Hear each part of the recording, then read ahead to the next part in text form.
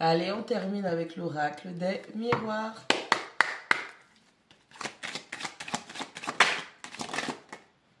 Ça claque, hein.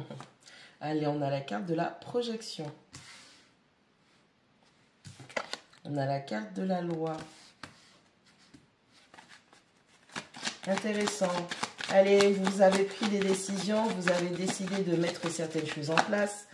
D'autres personnes sont en train de retravailler leur mentalité, leur mindset pour pouvoir être beaucoup plus vrai, plus juste envers eux-mêmes. Certaines personnes arrêtent de se mentir et on décide d'être encore une fois droit et dans la justice pour pouvoir en tout cas projeter de meilleures énergies qui vont nous permettre de manifester ce que l'on souhaite. Vous pouvez faire attention aussi, vous avez quelqu'un en face de vous. Ouais.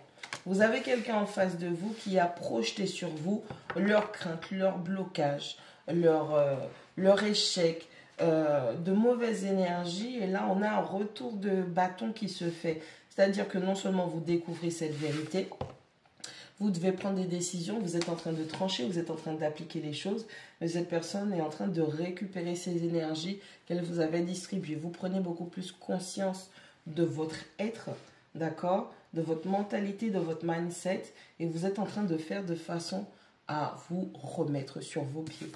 On a la carte du temps. C'est quelque chose qui vous demandera énormément de temps. Le temps de recouvrer donc pour la guérison, le temps de développer ce dialogue interne qui soit positif, et puis le temps que les choses se fassent. Le fameux retour à l'envoyeur. Alors attendez, il y en a une qui a sauté. On a la carte de l'hérédité qui ressort. Je m'attendais à celle-là. Vous savez quand est-ce qu'elle va sortir? En milieu ou en fin? Eh bien, c'est bien en milieu. Allez, on a la carte de l'hérédité. Allez, c'était écrit, c'était destiné, ça fait partie de votre parcours. Allez, vous êtes en train de débloquer des bénédictions parce que c'est l'instant T, c'est le moment. Alors, on est arrivé sur Terre, c'est le moment où vous avez décidé à cet instant précis, avec ces énergies précises, c'était le moment de débloquer quelque chose. Ça fait partie de votre héritage, qu'il soit spirituel, qu'il soit matériel, humain, financier. Vous êtes en train de débloquer des bénédictions. Et on a la carte de la victoire qui vient appuyer.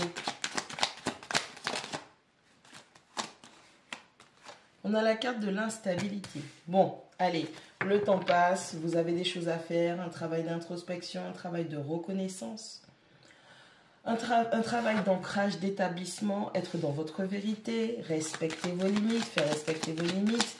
Hein? On prend le temps aussi de guérir cette instabilité. Un coup c'est bon, un coup c'est pas bon. Bon, on a la carte du boomerang qui tombe à l'envers. Cette personne, si elle pensait qu'elle pourrait revenir vers vous, ou elle voulait revenir vers vous, ou si vous pensiez que cette personne allait revenir dans votre vie, on est en train de vous dire que ça ne va pas se faire. Ok? À partir du moment où quelqu'un vous fait du mal, émotionnellement, physiquement, mentalement, et que par dépendance, vous vous raccrochez aux souvenirs de bienveillance du départ de relation vis-à-vis de cette personne n'est pas bonne pour vous. C'est quelqu'un qui vous a fait du mal, c'est quelqu'un qui continuera à vous faire du mal parce que les gens ne changent que s'ils décident de changer. Énormément de personnes sont conscientes des mauvais traits qu'ils ou elles peuvent avoir et pourtant décident de rester telles quelles. Énormément de personnes savent ce qu'ils ou elles font.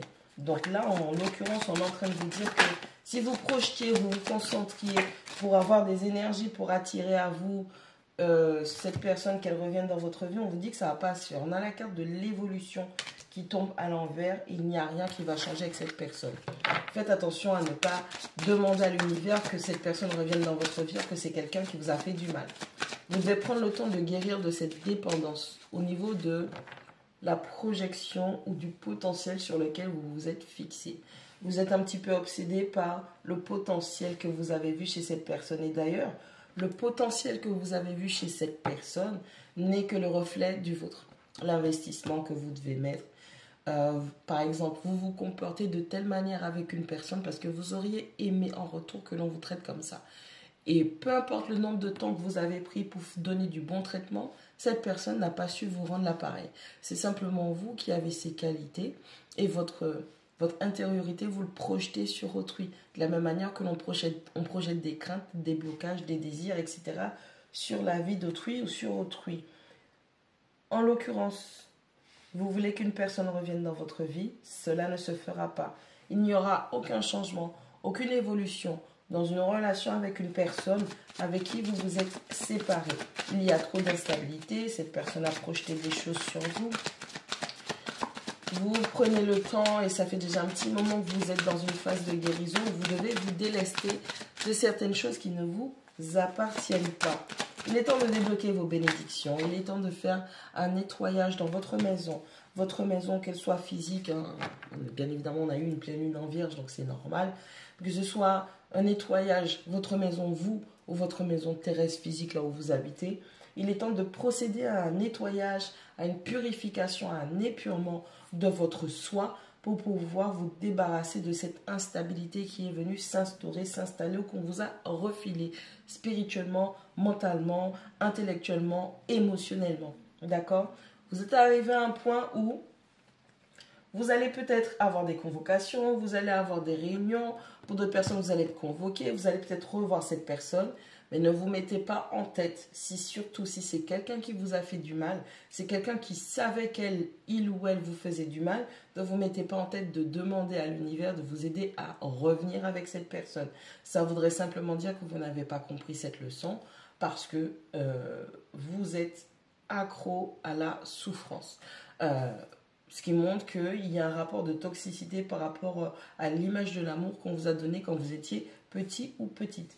Travaillez sur votre guérison, travaillez sur vos schémas, travaillez sur votre mentalité, travaillez sur votre compréhension, votre appréhension des choses.